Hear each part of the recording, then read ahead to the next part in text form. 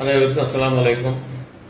நான் வாணியம்பாடி சட்டமன்ற உறுப்பினர், இந்திய யூனியன் முஸ்லீம் லீக்குடைய சட்டமன்ற உறுப்பினர் எஸ்எஸ்பி சையத் ஃபாரூக் பாஷா அவர் பேசுகிறேன்.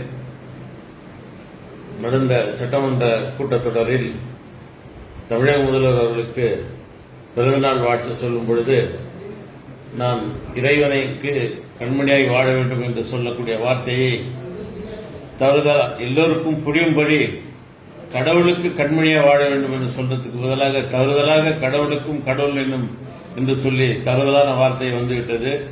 அந்த வார்த்தைக்கு எல்லோரிடம் நான் வருத்தத்தை தெரிவித்துக் கொள்கிறேன். அடுத்தபடியாக நான் காயிதமில்ல வழியில் வந்தவன், மார்க்க வழியில் எப்பொழுதும் நான் உறுதியாக இருக்கக்கூடியவன். அது தவறுதலான எல்லோருக்கும் புரியும்படி பேசுவதற்கு நான் முயற்சி செய்தேன். அதற்காக கடவுள் என்று சொல்லுவதற்கு பதிலாக கடவுளுக்கு கடவுள் என்றும் சொல்லிவிட்டேன். அது பெருசாக நீங்கள் எடுத்துக்கொள்ளாமல் அந்த தவறை நான் வருத்தத்தோடு தெரிவித்துக் கொள்கின்றேன். அஸ்ஸலாமு அலைக்கும்.